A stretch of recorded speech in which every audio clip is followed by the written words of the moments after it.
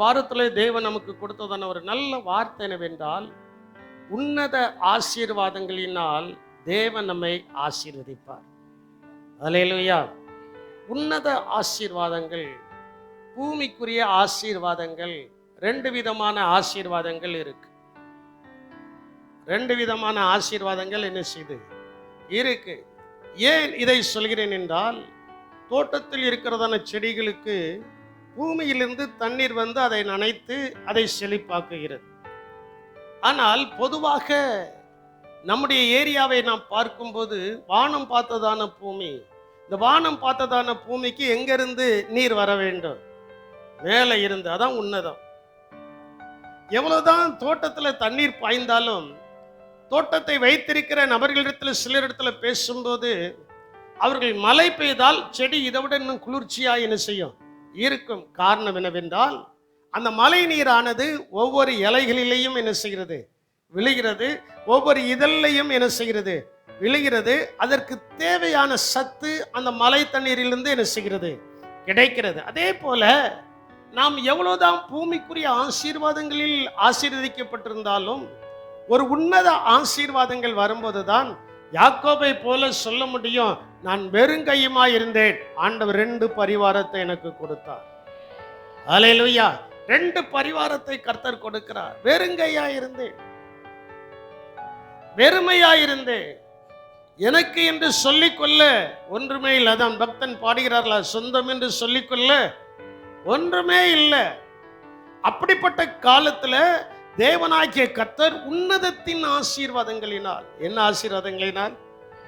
உன்னதத்தின் ஆசீர்வாதங்களினால். அதற்கு அஸ்திபாரமாக ஒரு வசனத்தை நீங்கள் வாசியுங்கள். ஆதியாகமத்தின் புஸ்தகம் 14ஆம் அதிகாரம் 18 முதல் 20 வசனங்களை நீங்கள் பார்க்கும்போது, அங்கே சொல்லப்பட்டதான வார்த்தை, அன்றியும்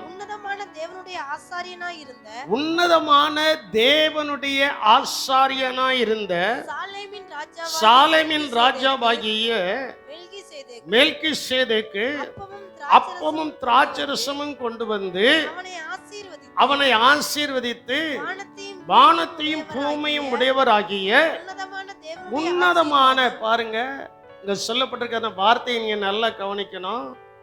இங்கே மெல்கிசேதேக் ஆபிரகாமை ஆசீர்வதிக்கிறார். அவருடைய பேர் ஆபிரகாம் என்று இன்னும் மாற்றப்படல, ஆபிரகாமா இருக்கிறார்.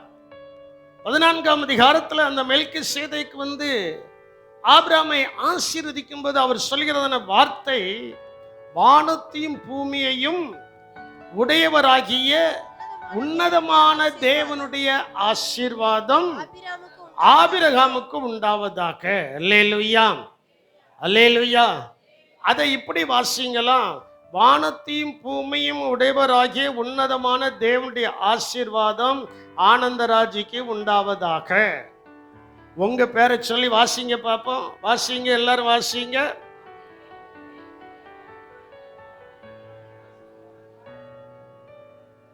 என்ன போது வண்டி போய் நல்ல தெளிவா வாசிங்க.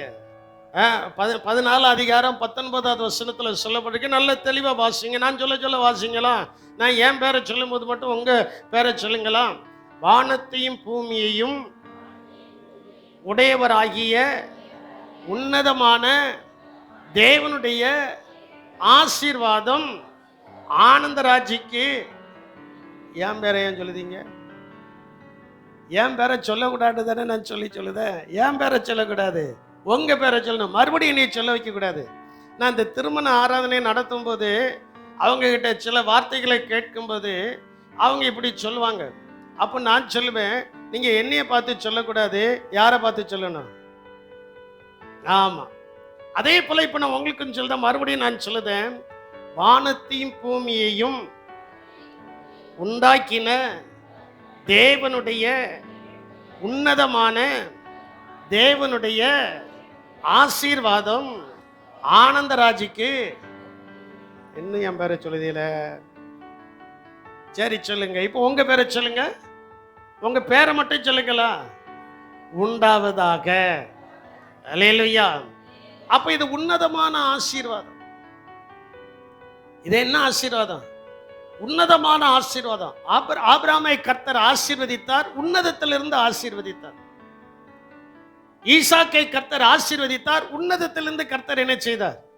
ஆசீர்வதித்தார். ஆபிரகாமிடத்துல சொல்லும்போது ஆண்டவர் சொல்றாரு, உன்னிலிருந்து 2 சந்ததி உருவாகும். ஆண்டவர் சொல்றாரு, நீ வெளியில வா, வானத்தின் நட்சத்திரங்களை நோக்கி பார்.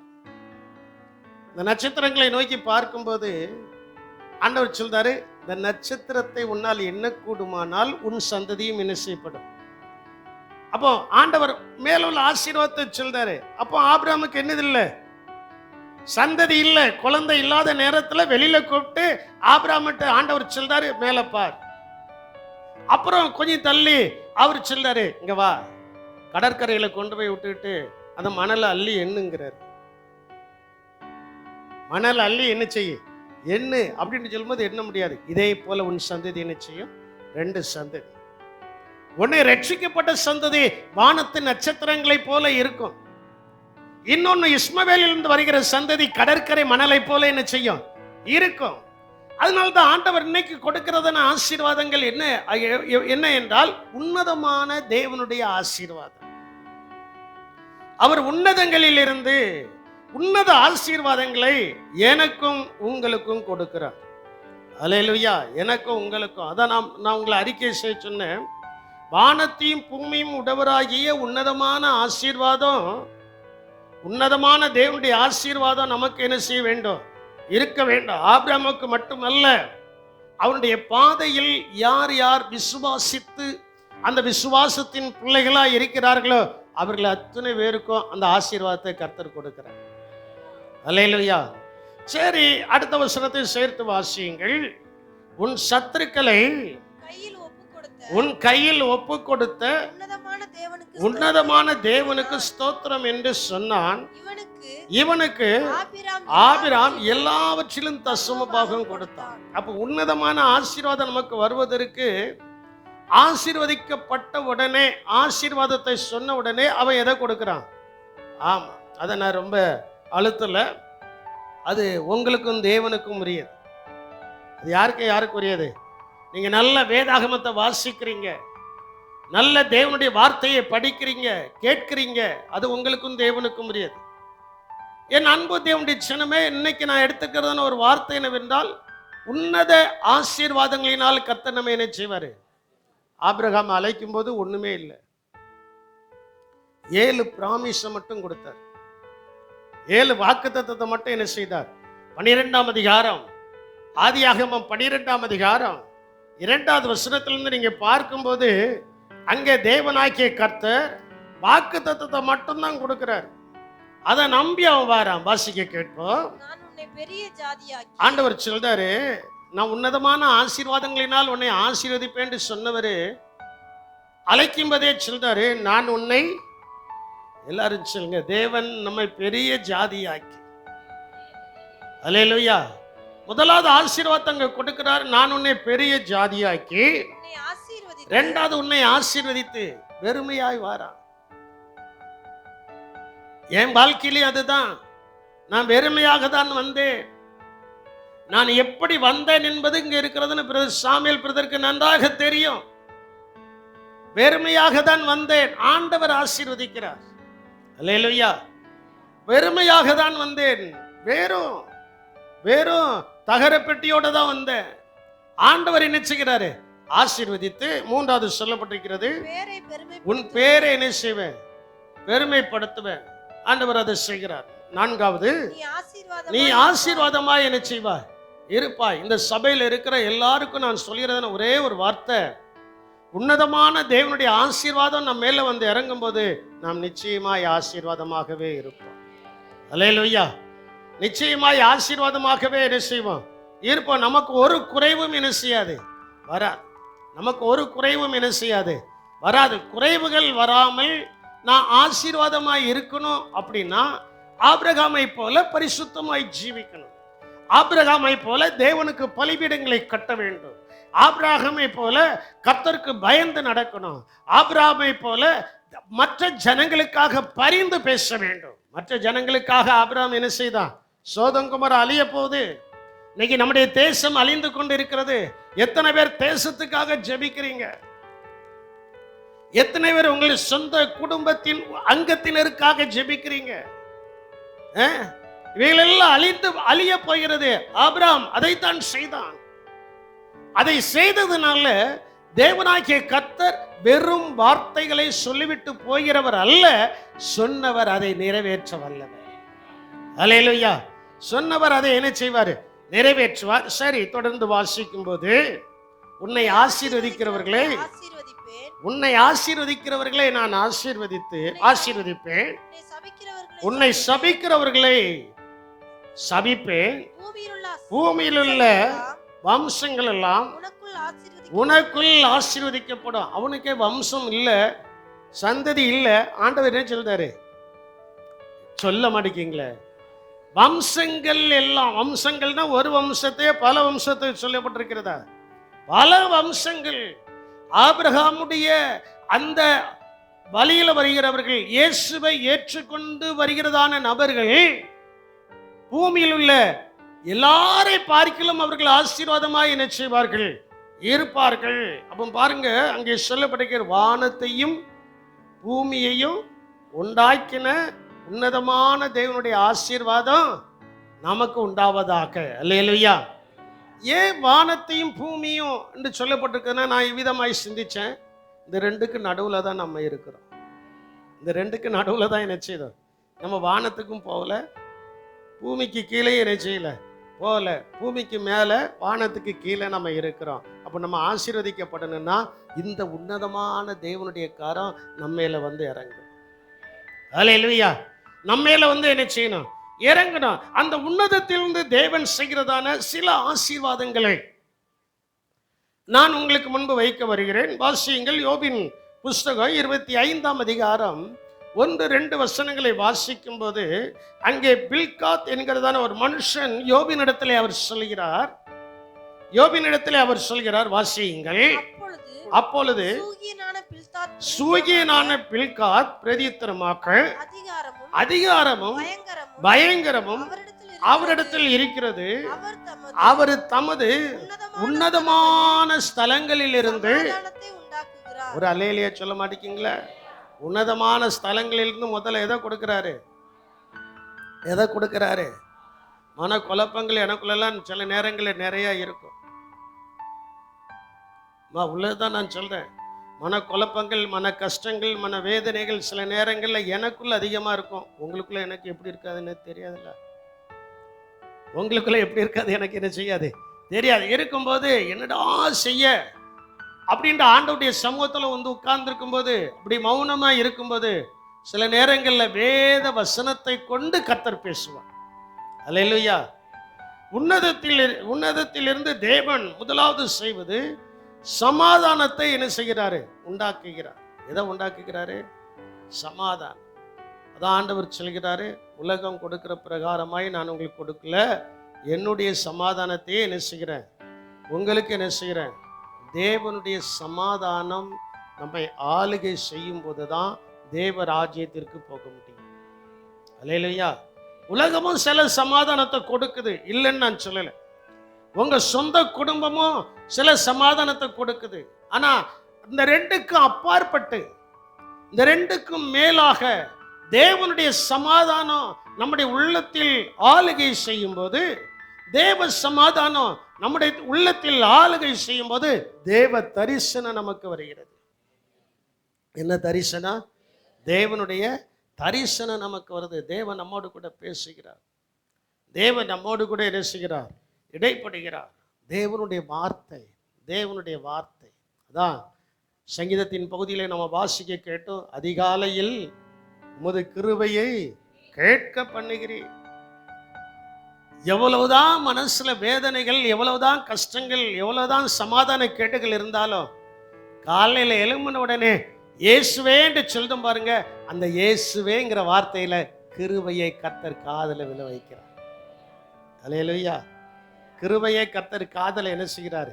விழ வைக்கிறார். அந்த கிருபை நம்முடைய காதுகளில் என்ன செய்கிறது? கேட்கிறது. கிருபை நம்முடைய காதுகளில் என்ன செய்கிறது? கேட்கிறது. அந்த கிருபை தொடர்ந்து நம்முடைய காதுகளில் கேட்கணும் அப்படின்னா உன்னதத்திலிருந்து ஆசீர்வாதம் வரணும். எங்கிருந்து வரணும்? உன்னதத்திலிருந்து நமக்கு என்ன வரணும்? ஆசீர்வாதங்கள் என்ன செய்யணும்? உன்னத தேவன் நம்மை நோக்கி பார்க்கும். அழிவு கீழிருந்து வரும், ஆசீர்வாதம் மேல இருந்து வரும். எக்ஸாம்பிள் சொல்லுங்களா? யாராவது ஒருவர். அழிவு கீழிருந்து வரும், ஆசீர்வாதம் மேல இருந்து வரும். நோவாவின் காலத்துல வேலையை மிதக்க பண்ணது எங்கிருந்து தண்ணி வந்துச்சு? கீழே இருந்து. மேலே இருந்து வந்துச்சு. மேலே இருந்து வந்தது சீக்கிரமாய் அழிவை உண்டாக்காது. கீழிருந்து வந்த மதகுகள் என்ன செய்யப்பட்டது? சொல்ல மாட்டேங்க. மதகுகள் என்ன செய்யப்பட்டது? திறக்கப்பட்டது. மழை தண்ணீர் நமக்கு அழிவை உண்டாக்காது. அந்த மழை தண்ணீர் நிரம்பி இருக்கிற கமா உடையும் போது தான் என்னது வரும்? அழிவு என்ன செய்யும்? வரும். அதனால மேலே இருந்து இறங்குகிறதான ஆசீர்வாதங்கள், தேவனால் நமக்கு மேலே இருந்து கொடுக்கப்படுகிற ஆசீர்வாதங்கள் நம்மை அழிக்காது, நம்மை உருவாக்கும், நம்மை நிமிர்ந்து நடக்க வைக்கும். அதனால தான் பரிசுத்த ஆவியானவரே மேலே இருந்து நம்ம மேலே என்ன செய்யப்பட்டார்? ஊற்றப்பட்டார். பெந்தேகொஸ்தே நாள் வந்தபோது பரிசுத்த ஆவியானவர் நம்ம மேலே என்ன செய்யப்பட்டார்? ஊற்றப்பட்டார். அதனால உன்னதத்தில் இருந்து தேவன் நமக்கு செய்வது ஒன்று, சமாதானத்தை அவர் கொடுக்கிறார். இரண்டாவது, உன்னதமானவர் நமக்கு பாதுகாவலராய் இருக்கிறார். நமக்கு எப்படி இருக்கிறாரு? பாதுகாவலராய். உன்னதத்தின் பாதுகாப்பு, உன்னதத்தின் பாதுகாப்பு. வாசிங்களா? தானியேலுக்கு எழுதின தீர்க்கதரிசன புஸ்தகம் 3ஆம் அதிகாரம் 26வது வசனத்தை நீங்கள் வாசிக்கும் போது, அப்பொழுது நேபுகாத்நேச்சார் எரிகிற அக்கினி சூளையின் வாசலண்டைக்கே வந்து உன்னதமான தேவனுடைய தாசனாகிய சாத்ராக் மேஷாக் ஆபேத்நேகோ என்பவர்களே, நீங்கள் வெளியே வாருங்கள் என்றான். அப்பொழுது சாத்ராக் மேஷாக் ஆபேத்நேகோ என்பவர்கள் அக்கினியின் நடுவில் இருந்து வெளியே வந்தார்கள். நல்லா நீங்க புரிஞ்சுக்கிடணும். அக்கினியின் நடுவில் இருந்து அவங்க வெளியில வராங்க. பாதுகாப்பு. இந்த பாதுகாப்பு எங்க இருந்து உண்டாகுது? கீழே இருந்து என்னது வந்துச்சு? ஆபத்து வந்துச்சு, அழிவு வந்துச்சு. அங்க நேபுகாத்நேச்சாருக்கு கொஞ்சம் கோபம் வந்தோன்னு அவர் சொல்றாரு, நீ 7 மடங்கு என்ன செய்? நீ 7 மடங்கு என்ன சூடாக்கு. 7 பங்கு அல்ல, 70 பங்கு சூடாக்குனாலும் தேவனுடைய பிள்ளைகளை பட்சிக்காதபடி பரிசுத்தாவின் அக்கினி அவர்களை பாதுகாக்கும். அல்லேலூயா. என்ன அக்கினி பாதுகாக்கும்? அக்கினியில அக்கினி பாதுகாக்கும். அதுக்கு ஒரு உதாரணத்தை சொல்லணும்னா, சிலர் சொல்லுவாங்க, சொல்ல மாட்டேங்கீங்களே, முள்ளால என்ன செய்யணுமா? எடுக்கணுமா? முள்ளால எடுக்கணும்னா இந்த உலகத்தின் அக்கினியிலிருந்து நம்மை பாதுகாக்கும்படி அக்கினியாய் இருக்கிறதான அக்கினி மயம் கொண்ட தேவகுமாரனாகிய இயேசு கிறிஸ்து உன்னதத்திலிருந்து இறங்கி வந்து நம்மை பாதுகாக்கிறார். விசுவாசிக்கிறவர்கள் நல்ல கரங்களை கொட்டி கர்த்தரை மகிமைப்படுத்துங்கப்பா. என்னை அவர் தான் பாதுகாக்கிறாரு. என்னை அவர் தான் என்ன செய்தார்? இந்த வசனம் கிடைச்சோன்னு நான் வேலைக்கிழமை நைட்ல நடந்த சம்பவத்தை தான் சிந்திச்சு பார்த்தேன். இதே மாதிரி எத்தனையோ சந்தர்ப்பங்கள்ல ஆவியான தேவன் நம்ம என்ன செய்கிறார்? பாதுகாக்கிறார். நமக்கு பாதுகாப்பு பூமியில் இருந்து அல்ல, நமக்கு பாதுகாப்பு பரலோகத்தில் இருந்து வருது. அல்லேலூயா. இவங்க சாதாரணமா சொல்லிட்டாங்க, சாத்ராக் மேஷாக் ஆபேத்நேகோ என்பவர்கள் சொல்லிட்டாங்க, ஐயா, நாங்க கையெடுத்து கும்பிடுகிற ஆராதிக்கிற எங்கள் தேவன் ஜீவனுள்ள தேவன். அப்படியாக அவர் எங்களை இந்த பூமியின் அழிவுக்கு காப்பாற்றாம போனாலும் நாங்கள் உண்மை என்ன செய்ய மாட்டோம் போ அப்படின்ட்டான். வார்த்தை நேபுகாத்நேச்சாரை கூட கொஞ்சம் என்ன செஞ்சிட்டு, கூட கொஞ்சம் என்ன சூடாக்கிட்டு. சில நேரங்கள் நம்ம பேசுற வார்த்தை சிலருக்கு சூடாக்கிறோம்ல, அதே மாதிரி கூட கொஞ்சம் என்ன செஞ்சுட்டு சூடாக்கிட்டேன். சூடாக்குனவன்னு அவன் மீசையை திருக்கிக்கிட்டு, நான் யார் தெரியுமா அப்படின்ட்டு சொல்லி கூட கொஞ்சம் சூடை ஏற்றி விட்டான். எத்தனை சூடை ஏற்றினாலும் எங்களை தொட முடியாது. காரணம் என்ன என்றால் நாங்கள் உன்னதத்திலிருந்து வரும் ஆசீர்வாதத்தினாலும் உன்னதத்திலிருந்து வரும் பாதுகாப்பாலும் நாங்கள் பாதுகாக்கப்படுகிற ஜனம். அல்லேலூயா. துணிந்து அடித்தார்கள், தூக்கி கொண்டு போட்டான். தூக்கி கொண்டு போடும்போது அங்கே 4வது சாயலாய் ஒரு நபரை பார்க்கிறான். அவர் யாரு? தேவதூதன். 4வது சாயல் எப்படி இருந்ததா? தேவதூதனுடைய சாயலாய் என்ன செய்தது? இருந்தது. அதை பார்த்து அக்கினி சுத்தில எரியுது. ஆனா அவங்கள அக்கினி என்ன செய்யல. கடந்த நாட்கள்ல நீங்க பார்த்திருப்பீங்க, 41 பேர் தான் உலகம். அவங்களுக்கு சொல்லுதேன், கட்சியில தீவிரம் அடைய வேண்டாம், இயேசுக்காக தீவிரம் அடையுங்க. அல்லேலூயா. கட்சியில எந்த அரசியல் கட்சியில நீங்க தீவிரம் அடைய வேண்டாம், எந்த அரசியல் கட்சியில நீங்க உறுப்பினராகவும் இருக்க வேண்டாம். இயேசுவின் பரலோக ராஜ்யத்தில் ஒரு உறுப்பினராக இருந்து பரலோகத்துக்காக தீவிரம் அடையுங்கள். நமக்கு அழிவில்லை, நித்திய ஜீவன் நிச்சயமாய் உண்டாக்கும். அல்லேலூயா. நித்திய ஜீவன் நிச்சயமாய் என்ன செய்யும்? அவர் நம்மை பாதுகாப்பார். நமக்கு ஒரு நியாயஸ்தானம் இருக்கிறது. இந்த அழிவு வந்த உடனே அங்க நியாயஸ்தானத்துக்கு முன்னால் அந்த நீதிபதிகளுக்கு முன்பதாக பதில் பேசுவதற்கு ஆள் இல்லை. ஆனா வெள்ளை சிங்காசனம் என்ற ஒரு நியாயஸ்தானம் நமக்கு முன்னால வைக்கப்பட்டிருக்கிறது. அங்க நமக்காக பேசுவதற்கு ஒருவர் இருக்கிறார். அவர் தான் இரட்சகராகிய இயேசு கிறிஸ்து. அல்லேலூயா. அவர் நமக்காக பேசி நம்முடைய பாதுகாப்பை நமக்கு கொடுத்து நம்மை கிருபையாய் நடத்துகிறார். அல்லேலூயா. அக்கினி சூளை. அதான் நம்ம பெரிய பாஸ்டர் ஒரு பாட்டு பாடியிருக்காங்க, அது எல்லாருக்கும் தெரியும். அக்கினியில் எரிந்தால் அங்கே உலாவும். நம் இயேசு முன் செல்லுன்ற ஒரு பாட்டு இருக்குண்டா, அந்த பாட்டில் அந்த சரணத்தை மட்டும் எடுத்து மேலே டிஸ்பிளேல போடு. நம் இயேசு நீ இதில் டைப் பண்ணிட்டா வந்துடும்டா. நம் இயேசு முன் செல்லும் கிறிஸ்து இயேசு. அதில் இருக்கு ஒரு ஸ்டான்ஸா, அக்கினியில் எரிந்தால் அங்கே உலாவுவோம், காவலில் அடைத்தால் அங்கே பாடுவோம். அல்லேலூயா. உலகத்தின் அழிவிலிருந்து பாதுகாக்கப்பட வேண்டும் என்றால் உன்னதத்தின் தேவனை நோக்கி பார்க்கணும். அல்லேலூயா. யாரை நோக்கி பார்க்கணும்? உன்னதத்தின் தேவனை நோக்கி. அவரை நோக்கி பார்க்குறோன்ட்டு சும்மா வாயால் சொன்ன மட்டும் காணாது. அது நம்முடைய அனுபவமாய் இருக்க வேண்டும். அது நம்முடைய அனுபவமாய் என்ன செய்யணும்? இருக்கணும். இந்த வார்த்தை அவ்வளோ நல்ல வார்த்தை இருக்கடா. அந்த ஸ்டான்ஸை மட்டும் போடு. சில நேரத்தில் நம்ம எந்த வேலையை ஜெயிச்சிருந்தோமோ அந்த வேலையை செய்யக்கூடாதபடி சாத்தா கொஞ்சம் டிஸ்டர்பன்ஸில் வருவான். போட்டியா? அக்கினியில் நடந்தால் அங்கே உலாவுவோம். அக்கினிங்கிற வார்த்தை இருக்கும். ஏதாவது ஒரு ஸ்டான்ஸாவில் இருக்கா? சரி, இருக்கட்டும். அப்போ அக்கினியின் நடுவில் உன்னதமான தேவன் நம்ம என்ன செய்கிறார்? பாதுகாக்கிறார். 3வது, இந்த தேவன் நம்மை உயிர்ப்பிக்கிறார். உன்னதத்தின் தேவன் நம்ம என்ன செய்கிறார்? உயிர்ப்பிக்கிற தேவனாய் என்ன செய்கிறார்? உயிர்ப்பிக்கிறார்.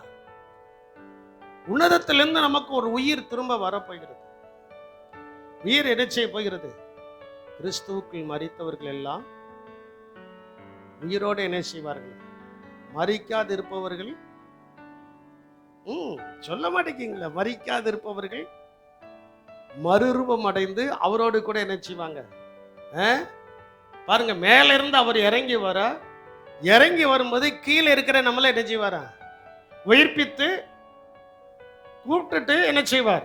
போவார். அதுக்கு தட்டு நமக்கு நொறுக்குதல் இருக்கும், பணிவுகள் இருக்கும். இவைகள் எல்லாவற்றிலும் இருந்து கர்த்தர் நம்மை வாழ வைக்கும் தேவனாய் இருக்கிறார். வாசியுங்கள். ஏசாயா தீர்க்கதரிசன புஸ்தகம் 87ஆம் அதிகாரம் 15வது வசனத்தை நீங்கள் வாசிக்கும் போது அங்கே சொல்லப்பட்டிருக்கிறது, நித்திய வாசியும் பரிசுத்தர் என்கிற நாமம் உள்ளவரும் ஆகிய மகத்துவமும் உன்னதமானவர் சொல்கிறார். உன்னதத்திலும் பரிசுத்த ஸ்தலத்திலும் வாசம் பண்ணுகிற நான். ஆண்டவர் எங்க வாசம் பண்ணுதாரு? சொல்லுங்க, ஆண்டவர் எங்க வாசம் பண்ணுதாரு? உன்னதத்திலும் பரிசுத்த ஸ்தலத்திலும் வாசம் பண்ணுகிற நான் பணிந்தவர்களின் ஆவியை உயிர்ப்பிக்கிறதற்கும், 2 நொறுங்கினவர்களின் இருதயத்தை உயிர்ப்பிக்கிறதற்கும், நொறுங்கு கொண்டு பணிந்த ஆவியுள்ள ஒரு இடத்தில் வாசம் பண்ணுகிறேன். அப்போ உன்னதமானவர் யாருக்குள்ள வாசம் பண்ணுதாரு? உன்னதமானவர் யாருக்குள்ள வாசம் பண்ணுதாரு? நொறுங்குண்டு பணிந்த ஆவி உள்ளவர்களிடத்தில் ஏன் வாசம் பண்ணுகிறாருன்னா அவங்களை உயிர்ப்பிக்கப்படும். அவங்களுடைய குடும்பம் என்ன செய்யப்படுகிறது? உயிர்ப்பிக்கப்படுகிறது. அவருடைய பலன் உயிர்ப்பிக்கப்படும். அவருடைய வருமானங்கள் உயிர்ப்பிக்கப்படும். அவர்களுக்கு உண்டான சகலத்தையும் கர்த்தர் உயிர்ப்பிக்கப்படுகிறார். அல்லேலூயா. பாருங்க, அழகாய் சொல்லப்பட்டிருக்குன்னா அந்த உன்னதத்திலும் பரிசுத்த ஸ்தலத்திலும் வாசம் பண்ணுகிற நான் பணிந்தவர்களின் ஆவியை, ஆலயத்துக்கு வரமா ஒரு பணிவு நம்மிடத்துல காணும். பணிந்தவர்களின் ஆவியை உயிர்ப்பிக்கிறதற்கு யாரை உயிர்ப்பிக்கிறாரா? ஆமா, ஆயக்காரனை பரிசேயனை போல இருக்கக்கூடாது. ஆயக்காரனை போல அவருடைய சமூகத்தில் விழுந்து, அப்பா பாவியாகிய என்மேல் என்னை போயிடுறோம், கிருபையா இருந்து சொல்லியாச்சுன்னா உயிர்ப்பிக்கிறோம். அல்லேலூயா. ஆண்டவரே, நான் இந்த ஆலயத்துக்கு இதெல்லாம் செய்தேன். ஆண்டவரே, நான் இப்படி உருவாக்குனேன், இப்படி செய்தேன், அப்படி செய்தேன்னா ஓடா பிசிக்கின்றார். என்ன செஞ்சுறாரு? நான் எப்போதுமே சொல்வேன், இந்த ஆனந்தராஜ் இல்லைன்னா இன்னொரு ஆனந்தராஜை கொண்டு வந்து இந்த ஊழியத்தை கர்த்தர் செய்வார். அவருடைய வேலையை தடை செய்ய யாராலையும் என்ன செய்யாது, முடியாது. ஆகினால் என் அன்பு தேவனுடைய சின்னமே, பணிந்தவர்களின் ஆவியை உயிர்ப்பிக்கிறதற்கும் நொறுங்கினவர்களின் இருதயத்தை, ஆலயத்துக்கு நம்ம எதுக்கு வரோம்? நம்ம இருதயம் சில நேரத்தில் நொறுக்கப்பட்டிருக்கு. என் இருதயம்லாம் சில நேரத்தில் நொறுக்கப்பட்டிருக்கும். உங்களுக்கு தெரியாது. உங்களுக்கு முன்னால நான் கம்பீரமாக தான் இருப்பேன். உங்களுக்கு முன்னால எப்படி தான் இருப்பேன்? கம்பீரமா. நொறுக்குதல் வரும்போது, ஆண்டவருடைய சமூகத்தில் அழும்போது ஆண்டவர் சொல்வார், மகனே நான் அவங்க கூட தாப்பா இருக்கிறேன் பாரு. அதில் தான் எந்திரிச்சு நடமாடிக்கிட்டு இருக்கேன். அதே போல ஆண்டவர் உங்களிடத்துல சொல்வாரு, நான் உன் கூட தான் என்ன செய்கிறேன், இருக்கிறேன்னு கர்த்தர் சொல்வாரு. நான் உன்னை விட்டு விலகலப்பா, உன் கூட இருக்கிறேன் என்று சொல்லும்போது நமக்கு ஒரு ஜீவன் திரும்ப வரும். அந்த ஜீவன் திரும்ப வந்தோடனே இயேசுவுக்காக ஓடுவோம். இயேசுவுக்காக என்ன செய்வோம்? ஓடுவோம். ஓடிக்கிட்டே என்ன செய்வோம்? இருப்போம். அப்போ ஒன்று, தேவனாகிய கர்த்தர், உன்னதமான தேவன் நமக்கு சமாதானத்தை கட்டளையிடுகிறார், நமக்கு பாதுகாப்பை கொடுக்கிறார். நம்ம என்ன செய்கிறாரு? சொல்ல மாட்டேங்களா? நம்ம என்ன செய்கிறாரு? உயிர்ப்பிக்கிறார். நான்காவது ஒரு முக்கியமான காரியம், உன்னதமான தேவன் அவரோடு கூட நம்மளை உட்கார வச்சுக்கிடுதார். அல்லேலூயா. அவரோடு கூட நம்மளை என்ன செய்தாரு? உட்கார வச்சுக்கிட்டு. சில நேரத்தில் மனோ கூப்பிட்டையில இதில் உட்காரட்டா அப்படின்னா அப்படிமா. ஏன்னா என் பக்கத்தில் என்ன செய்யக்கூடாதா? சொல்ல மாட்டேங்கல, என் பக்கத்தில் என்ன செய்யக்கூடாதா? ஆனால் இயேசு நம்ம அவர் பக்கத்தில் என்ன செய்கிறார்? ஜெயம் கொள்கிறவன் எவனோ அவன் யாரோடு கூட உட்காருவா? அப்போ நம்ம ஜெயம் எடுக்கணும். சும்மா அவர்கிட்ட போய் உட்கார முடியாது. உன்னதத்தில் அவரோடு கூட சும்மா போய் உட்கார முடியும். எல்லா காரியத்திலையும் ஜெயம் எடுக்கணும். சபைக்கு அதைத்தான் அவர் சொல்றாரு, ஜெயம் கொள்கிறவன் எவனோ அவன் இவைகள் எல்லாவற்றையும் சுதந்தரிப்பான் என்று ஆண்டவர் சும்மா சொல்ல. அதில் இருக்கிற பாடுகள், அதில் இருக்கிற கஷ்டங்கள், அதில் இருக்கிற துன்பங்கள், அதில் இருக்கிற உபத்திரவங்கள், இவைகள் எல்லாவற்றையும் தாண்டி என்னது எடுக்கணும்? ஜெயம் எடுக்கணும். ஆண்டவர் நமக்கு ஜெயத்தை என்ன செய்யணும்? கொடுக்கணும். ஒரு வசனத்தை கூட வாசிங்க. எபேசியர் 2ஆம் அதிகாரம் 7வது வசனத்தை நீங்க வாசிக்கும் போது அங்க சொல்லப்பட்டிருக்கிறது, கிறிஸ்து இயேசுவுக்குள் நம்மை அவரோட கூட எழுப்பி உன்னதங்களில் அவரோட கூட உட்காரவும் என்ன செய்தார்? எங்க கொண்டு போய் வைக்கிறாரு? சொல்ல மாட்டேங்க. எங்க கொண்டு வைக்கிறாரு? உன்னதங்களில. ஆண்டவர் சும்மா ரட்சிக்கலங்க. ஆண்டவர் சும்மா உங்களோட உடன்படிக்கை பண்ணலங்க. ஆண்டவர் சும்மா உங்களை அபிஷேகிக்கலைங்க. ஆண்டவர் சும்மா உங்களை இந்த சபைக்கு கொண்டு வரலங்க. ஆண்டவர் சும்மா ஒரு வெள்ளை சேலை கட்டி வெள்ளை சட்டையை போட்டு இந்த இடத்துல வந்து உட்கார வைக்கல. இந்த இடத்துல உட்கார வைத்ததற்கு ஒரு மேன்மை இருக்கு. அது என்ன மேன்மைனா, அவரோடு கூட உன்னதங்களில் இருக்க போகிறோம். அவரோடு கூட உன்னதங்களில் அந்த அந்த அந்த அந்த காட்சியை கொஞ்சம் நினைச்சு பாருங்க. அந்த காரியத்தை கொஞ்சம் நினைச்சு பாருங்களா. அந்த காரியத்தை நீங்க நினைச்சு பார்த்தாச்சுன்னா தேவனை ஆராதியாமல் இருக்க முடியாது, ஆராதனைக்கு வராமலே இருக்க முடியாது. அல்லேலூயா. ஆராதனைக்கு வராமல் என்ன செய்ய முடியாது. ஏன்னா ஒரு வேலை நான் நினைக்கிறேன், என் மை கெஸ்ட், நம்ம எல்லாரும் ஆராதிச்சு ஆவியில நிரம்பிட்டு இருக்கும்போதே இயேசுநாதர் வந்துட்டாருன்னா நிரம்பிட்டு இருக்கவங்கள கொண்டு போயிடுவார். இப்போ ஆராதனைக்கு வராதவங்க அங்கிருந்து எனக்கு ஃபோன் பண்ணுவாங்க, ஐயா பாஸ்டர். கடந்த நாட்களில் கூட ஒரு ஃபோனு, கன்வென்ஷன் முடிஞ்சு ஒரு ஃபோனு, பாஸ்டர் எங்க குடும்பத்தில் ஆராதனைக்கு வந்திருந்தாங்க, பஸ் இல்லை, என்ன செய்ய அப்படின்னா உடனே அதுக்கு ஏற்பாடு பண்ணணும். ஆனா அவரோடு கூட உட்காரதற்கு ஆண்டவர் எடுத்துட்டு போயிட்டாருன்னா போனை எடுக்கிறதுக்கு ஆள் இருக்காது. முதல்ல அதை புரிஞ்சுக்கிடுங்க. போனை எடுப்பதற்கு ஆள் என்ன செய்யாது. என் போனுக்கு 1000 நேரம் போன் போட்டாலும் டென்ஷன் தான். யார் இந்த மனுஷனுக்கு போன் போட்டா இவருக்கு என் மேல கோபமா இருக்கிறாரு, போனை என்ன செய்ய மாட்டேக்காரு, சொல்ல மாட்டேங்கிங்களா, எடுக்க மாட்டேக்காருன்ட்டு அந்த வேகத்துல வண்டி சல்லுன்னு எடுத்துட்டு இங்க சொல்லுன்னு வந்து நிற்பாங்களா, ஆள் இருக்கு. ஆள் என்ன செய்யாது, இருக்காது. செல்லு மறுபடியும் செல்ல போட்டு பார்ப்பாங்க, செல்லு கிடக்கும். இந்த ஆளு தேவனோடு கூட போயிடும். அல்லேலூயா. அதுக்கு தான் ஆண்டவரை ஒழுங்கா ஆராதிக்கணும், தேவனை ஒழுங்கா என்ன செய்யணும், ஆராதிக்கணும். உன்னதங்கள்ல இயேசு பூலோகத்தில் இருந்த நாட்கள்ல அவர் ஆராதனைக்கு போகாம இருந்ததே கிடையாது. அவர் எந்த ஆராதனைக்கு போனாலும் அங்க வேத புஸ்தகத்தை எடுத்து என்ன செய்தாரு, போதித்தார். அதை கேட்டார்கள். பழைய ஏற்பாட்டில் இருந்து புதிய ஏற்பாடு வரைக்கும், வெளிப்படுத்தல் வரைக்கும் நீங்கள் வாசித்து பார்த்தார். அவர்கள் 6 நாள் வேலை செய்து 7வது நாள்ல கர்த்தரை என்ன செய்தார்கள், அவ்வளவுதான். உன்னதமான ஆசீர்வாதம் யாருக்கு உண்டாகிறது?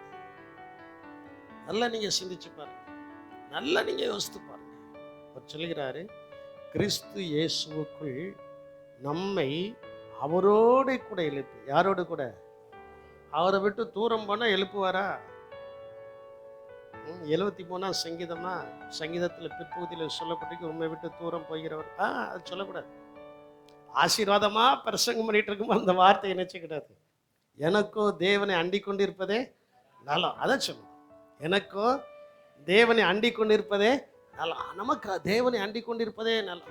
காரணம் என்னன்னா, அவரோட கூட என்னை எழுப்பி, அவரோட கூட என்ன செய்து எழுப்பி உன்னதங்களில் அவரோட கூட என்ன செய்கிறாரு, உன்னதங்களில் அவரோட கூட என்ன செய்கிறார். அந்த பாக்கியத்தை கொஞ்சம் நினைச்சு பாருங்க, அந்த சந்தோஷத்தை கொஞ்சம் நினைச்சு பாருங்க, அந்த காரியத்தை கொஞ்சம் நினைச்சு பாருங்களா. இப்போ நம்ம வீட்டில் சும்மா கிடக்குறோம், ஒரு கலெக்டர் வரார், உதாரணத்துக்கு சொல்ற, ஒரு கலெக்டர் வரார், நம்ம வீட்டுக்கு கீழே நின்றுட்டு, அருள்செல்வி வா என் கூட கார்ல யாருன்னா அவளுக்கு எவ்வளவு சந்தோஷம் இருக்கும். அதை காட்டிலும் பன்மடங்கு சந்தோஷம், அதை காட்டிலும் கோடி மடங்கு சந்தோஷம், அதை காட்டிலும் கோடான கோடி மடங்கு சந்தோஷம். ஏசு நம்முடைய பக்கத்துல வந்து நம்ம எழுப்பி அவரோடு கூட உட்கார வைக்க. விசுவாசிக்கிறவங்க கரங்களை கொட்டி கர்த்தரை மகிமைப்படுத்துங்க. அவரோட கூட, இயேசுவோட கூட நம்ம என்ன செய்ய போகிறாரு, உட்கார வைக்க, அவரோடு கூட. அப்பதான் பாட்டுவோம், என்ன என் ஆனந்தம், என்ன என் சொல்லக்கூடாதே, என்ன என் ஆனந்தம், என்ன என் ஆனந்தம் சொல்லக்கூடாதே. மன்னன் கிறிஸ்து என் பாவத்தை எல்லாம் ஆமே, மன்னன் கிறிஸ்து என் பாவத்தை எல்லாம் மன்னித்து விட்டாரே. என்னங்கி பொன்முடி பாத்தியம் மேல் வீட்டில் ஜெய கொடியுடன், என்னங்கி பொன்முடி பாத்தியம் மேல் வீட்டில் ஜெய மன் வந்து விண்ணுலகம் சென்ற நாதனை ஸ்தோத்தரிப்பேன். விண்ணுலகில் வந்து ஆமென் ஸ்தோத்தரிப்போம். என்ன என் ஆனந்தம் சொல்லக்கூடாது. என்ன என் ஆனந்தம்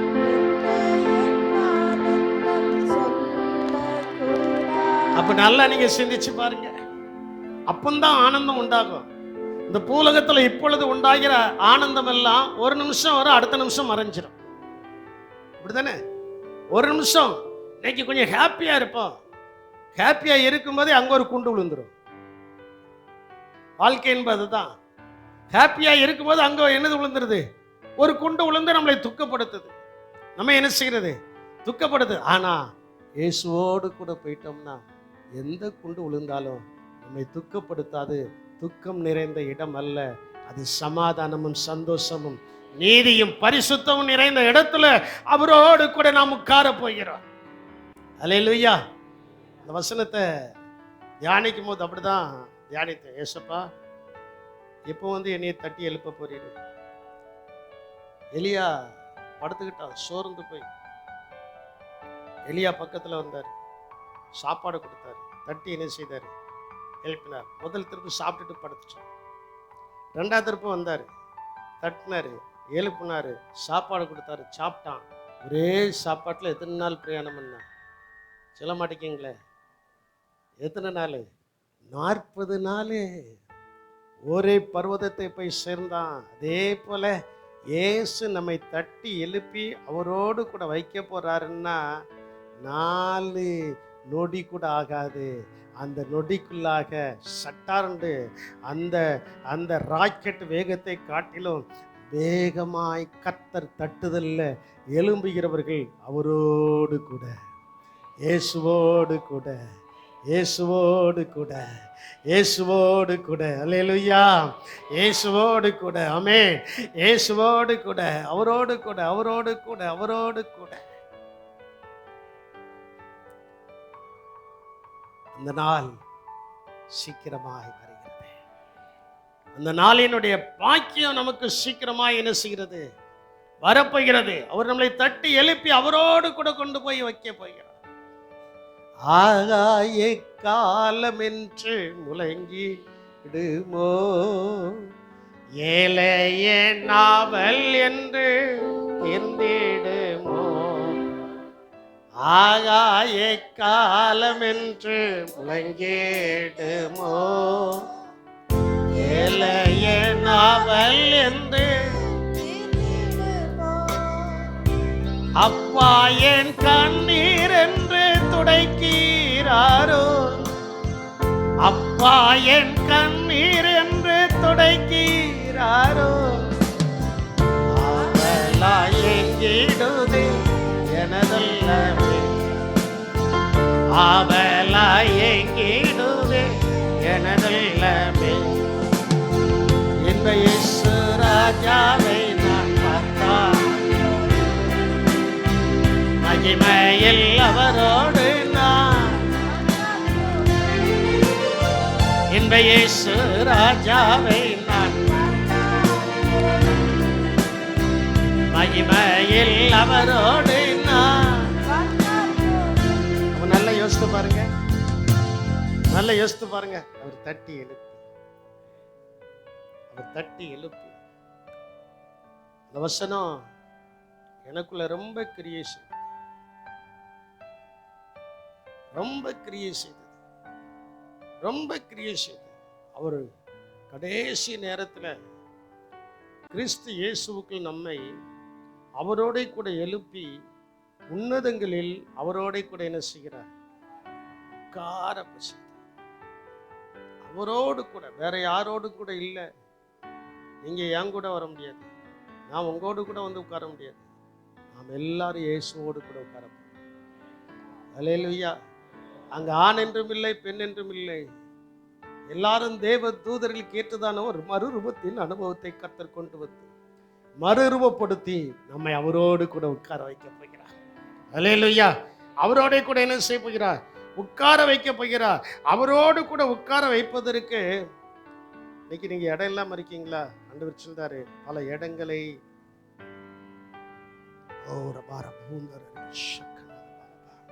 சுதந்திரிக்கும்படியாக, ராஜ்யத்தை சுதந்திரிக்கும்படியாக இந்த உன்னதமான தேவன் நமக்கு உதவி செய்ய போகிறார். தானியேல் 7ஆம் அதிகாரம் 18வது வசனத்தை நீங்கள் வாசிக்கும் போது, தானியேல் 7ஆம் அதிகாரம் 18வது வசனத்தை வாசிக்கும் போது அங்க ஆண்டவர் சொல்றாரு, ஆனாலும் உன்னதமானவருடைய பரிசுத்தவான்கள் ராஜரீகத்தை பெற்று. நீங்களும் நானும் இனி யாரு? கரெக்டாலாம் சொல்ல மாட்டீங்க. நீங்க அரைகுறை வேக்காடு இல்ல, அரைகுறை வேக்காடு அரைகுறையா தான் சொல்லுங்க. கரெக்டா சொல்லுங்க பாப்போம். நம்ம எல்லாரும் யாரு? உன்னதமானவருடைய பரிசுத்தவான்கள். 2 கரங்களை உயர்த்தி சொல்லுங்க, நான் உன்னதமானவருடைய பரிசுத்தவான். 3 திருப்பு சொல்லுங்க பாப்போம்.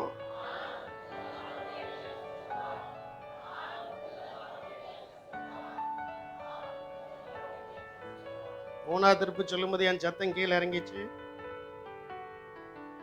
சொல்லுங்க, ஏன் சத்தம் கீழே இறங்குது? சத்தம் வேகமால போனோம். முதல் கியர் போட்டோன்னு வண்டி ஸ்லோவா போகும். 2வது கியர் போட்டோன்னு வண்டி எப்படி போகும்? அதுக்கேற்ற ஸ்பீடு. 3வது கியர் போட்டா அதுக்கேற்ற. அதான் 3 திருப்பு சொல்ல சொன்னேன். உங்க ஸ்பீடுக்கு தகுந்தாற் போலதான் நீங்கள் ராஜ்யத்தை சுதந்திரிக்க முடியும். இல்லையா? சரி, இப்ப மறுபடியும் ஒருக்க சொல்லதான் போறோம், கொஞ்சம் பொறுத்துருங்க. ஆனாலும் உன்னதமானவருடைய பரிசுத்தவான்கள் ராஜரீகத்தை பெற்று என்றென்றைக்கும் உள்ள சதா காலங்களிலும் ராஜ்யத்தை சுதந்திரித்துக் கொள்வார்கள். அல்லேலூயா. இந்த தானியேலுடைய காலத்துல அவன் சிறைப்பட்டு தான் வந்தான். ஆனாலும் ஒரு தீர்க்கதரிசனம் சொல்றான், உன்னதமானவருடைய பரிசுத்தவான்கள் ராஜ்யத்தை என்ன செய்வாங்களா? இப்போ நீங்க 2 கரங்களையும் உயர்த்தி 3 திருப்பி சொல்லுங்க பாப்போம். நான் உன்னதமானவருடைய பரிசுத்தவான்ட்டு.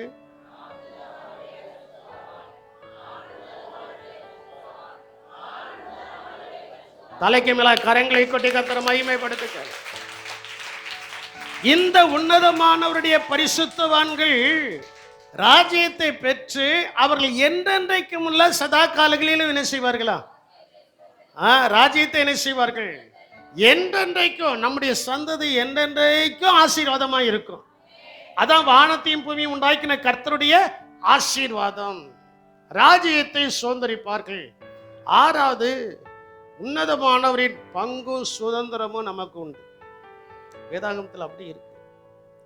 உன்னதமானவருடைய பங்கும் சுதந்திரமும். இப்போ ஏன்ட கொஞ்சம் பங்கு இருக்குன்னு வச்சுடுங்களா. பங்குனா சொத்து, சுதந்திரனால என்னது? சொத்து. 2 இருக்கு. என்கிட்ட இருக்கிறது யாருக்கு சொந்தம்? சொல்லுங்க, சும்மா ஓப்பனா சொல்லுங்க. என்கிட்ட இருக்கிறது எல்லாம் யாருக்கு சொந்தம்? பிள்ளைகளுக்கு சொந்தம். அப்போ என்கிட்ட இருக்கிறது என் மாம்சத்தில் பிறந்த பிள்ளைகளுக்கு சொந்தம்னா, ஏசப்பாவால் பிறந்தவர்களுக்கு ஏசப்பாவிடத்தில் இருக்கிற எல்லாம் சொந்தம். அல்லேலூயா. அவரிடத்துல சுதந்திரமும் பங்கும் என்ன செய்கிறது?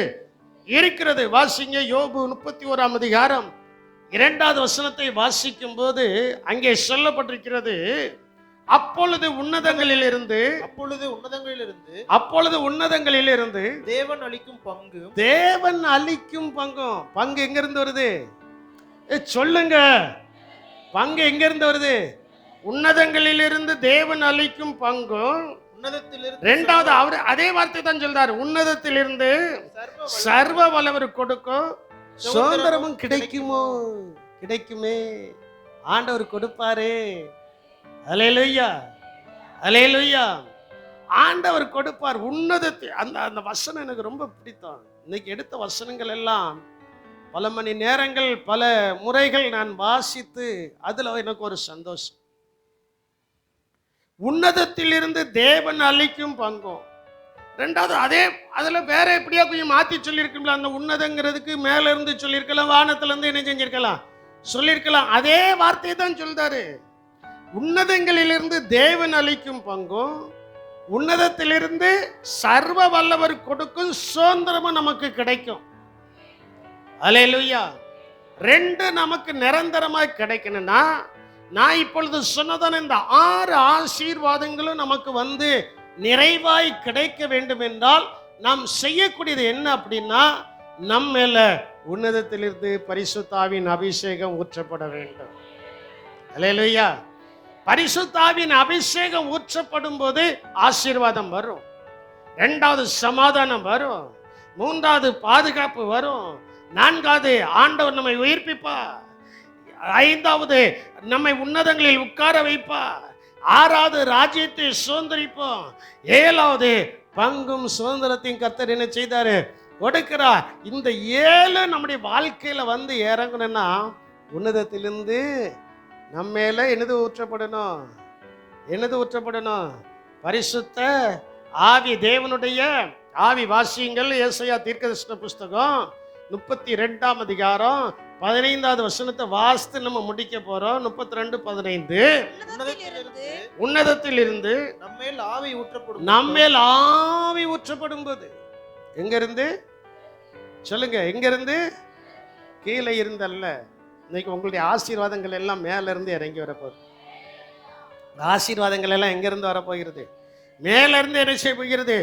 இறங்கி வரப்போகிறது. சரி, மறுபடியும் வாசிப்போம். உன்னதத்திலிருந்து நம்மேல் ஆவி ஊற்றப்படும் மட்டும் அப்படியே இருக்கும். இந்த தேவ ஆவி ஊற்றப்படலைன்னா ஆசீர்வதிக்கப்படுவோன்னு கேட்டு சும்மா தான் உட்கார்ந்துருப்போம். சமாதானம் உண்டாக கடவுது என்று கேட்டு சும்மா தான் உட்கார்ந்துருப்போம்.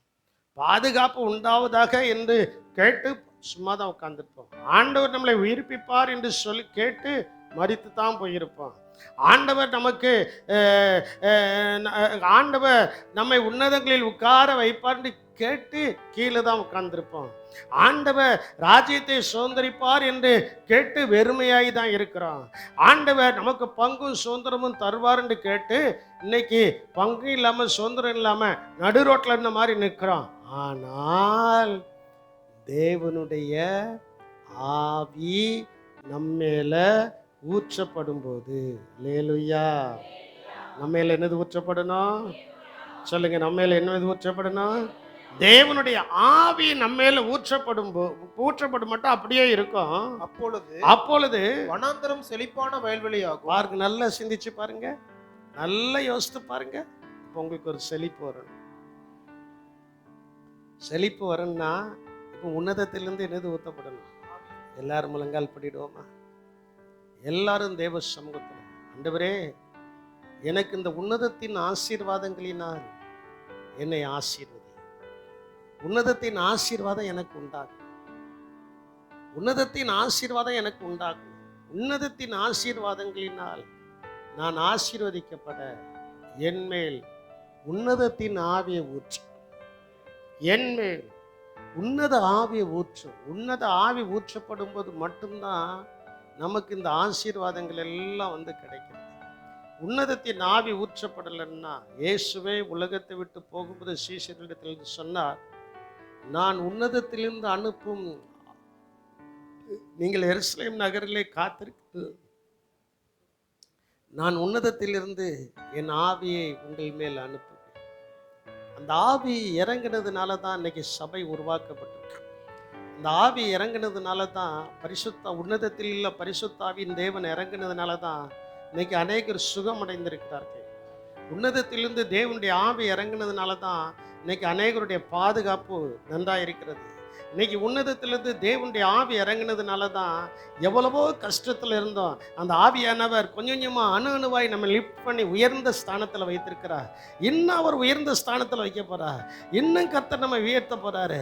அதற்கு இப்போ தேவை என்னன்னா, ஆண்டவரே அந்த உன்னதத்தின் ஆவியினால் என்னை நிரப்போம், உன்னதத்தின் ஆவியினால் என்னை நிரப்போம். எல்லாரும் தேவ சமூகத்தில், ஆண்டவரே உன்னதத்தின் ஆவியினால் என்னை நிரப்போம் சொல்லுங்க. உன்னதத்தின் ஆவி என் மேல் வந்து இறங்கட்ட, உன்னதத்தின் ஆவி என் மேல் வந்து இறங்கட்ட. எத்தனை பேர் நீங்க தொடர்ந்து நீங்க சொல்லிட்டு இருக்கும்போது உங்கள் மேல ஒரு உன்னதத்தின் ஆவி வந்து இறங்க. அந்த உன்னதத்தின் ஆவி வந்து இறங்கின உடனே இப்பொழுது சொல்லப்பட்ட 7 ஆசீர்வாதங்களும் உடைய வாழ்க்கையில சம்பூர்ணமாய் வந்து இறங்கும்.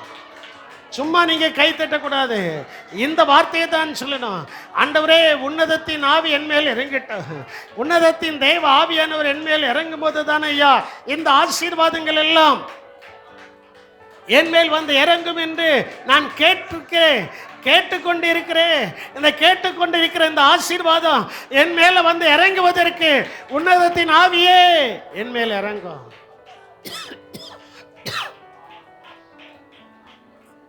ஒரு சில நிமிடங்கள் நான் பேச மாட்டேன். ஆண்டவருக்கு இடம் கொடுக்கணும்.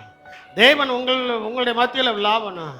அந்த உன்னதத்தின் ஆவி உங்கள் மேலே வந்து இறங்கும் போது தான் எல்லா சூழ்நிலைமைகளையும் மாறி, எல்லா சந்தர்ப்பங்களும் மாறி ஒரு செழிப்பு உண்டாக போகிறது. ஒரு செழிப்பு உண்டாகிறது. ஏன் நம்ம இப்படி இருக்கிறோம் அப்படின்னா, அந்த உன்னதத்தின் ஆவியானவர் நம்ம மேலே இறங்கி நம்ம மேலே கிரியை செய்ய முடியல. ஆனால் இன்னைக்கு ஆண்டவர் நம்ம மேல இறங்கி கிரியை செய்ய விரும்புகிறார். அவருடைய விருப்பத்துக்கு நீ இடம் கொடுக்கணும். அவருடைய விருப்பத்துக்கு நீங்க இடம் கொடுக்கணும். நல்ல வாயை திறக்கணும். வாயை திறந்து அந்த வார்த்தையை சொல்லும்போது, உன்னதத்தின் ஆவியானவரே என் மேல் வந்து இறங்கு, உன்னதத்தின் ஆவியானவரே என் மேல் வந்து இறங்கு, உன்னதத்தின் ஆவியானவரே என் மேல் வந்து இறங்குன்னு நீங்க சொல்லிக்கிட்டே இருக்கும்போது ஒரு ஸ்பெஷல் அனாயிண்டிங், ஒரு வித்தியாசமான அபிஷேகம் உங்கள் மேல வந்து இறங்க போகுது.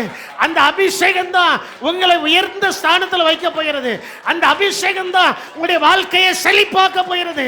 அந்த அபிஷேகம் தான் உங்களை கட்டி எழுப்ப போகிறது. உங்களுடைய அபிஷேகம் தான் உங்களுடைய வாழ்க்கையை மாற்ற போகிறது. எத்தனை பேர் அதை உணர்கிறீர்களோ அவங்க மட்டும் அந்த அபிஷேகத்தினால் நிரம்பி நல்ல கரங்களை கொட்டி அபிஷேகத்தினால் நிரம்பி அந்த அபிஷேகத்தை நீங்கள் பெற்றுக்கொள்ள. ஓ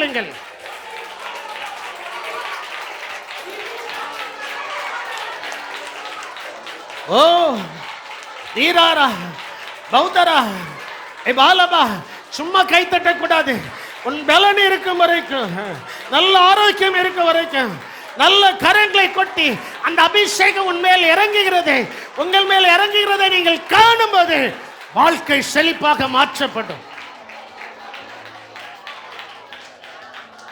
எங்கள் கிருபையும் இரக்கம் நிறைந்த எங்கள் அன்பின் ரட்சகரே, எங்களுடைய வாழ்க்கை செழிப்பாக்கப்பட, ஆசீர்வதிக்கப்பட, எங்களுடைய முற்பிதாக்களின் தகப்பனாகிய ஆபிரகாமோடே நீர் சொன்னீர் கர்த்தாவே, வானத்தையும் பூமியும் உண்டாக்கின உன்னதமான தேவனுடைய ஆசீர்வாதம் ஆண்டவரே ஆபிரகாமுக்கு உண்டாவதாக என்று ஊழியக்காரனாகிய மெல்கிசேதேக்கு ஆசீர்வதிக்கும் போது அப்படியே உண்டானது போல ஆண்டவரே இப்பொழுது உம்முடைய சமூகத்தில் நின்று ஆண்டவரே நீர் கொடுத்த வார்த்தையை உம்முடைய பிள்ளைகளுக்கு சொல்லியிருக்கிறேன். இவர்களும் நாங்களும் ஆண்டவரே வானத்தையும் பூமியும் உண்டாக்கின உன்னதமான தேவனுடைய ஆசீர்வாதத்தை நாங்கள் பெற்றுக்கொள்ள எப்படி ஆபிரகாமுக்குள்ளே தேவனுடைய ஆவியானவர் இறங்கி அவனை ஆபிரகாமாக மாற்றி நீர் சொன்ன வாக்குத்தத்தங்கள் எல்லாவற்றையும் அவருடைய வாழ்க்கையில நிறைவேற்றினீரோ, அதே போல எங்களுக்குள்ளே உன்னதத்தில் இறங்கும் பரிசுத்த ஆவியின் தேவ எங்கள் மேலே இறங்கி எங்கள் மேலேயே இறங்கி எங்களை மாற்றி உன்னதத்தின் ஆசீர்வாதங்களினால் நீர் எங்களை நிரப்புகின்றபடியினால் உமக்கு ஸ்தோத்திரம். கிருபையும் ஆசீர்வாதமும் கூட இருக்கட்டும். கர்த்தருடைய கிருபை கூட இருக்கட்டும். இயேசுவின் நாமத்தில் ஜெபிக்கிறோம் எங்கள் ஜீவனுள்ள நல்ல தகப்பனே. ஆமென். ஸ்தோத்திரம்.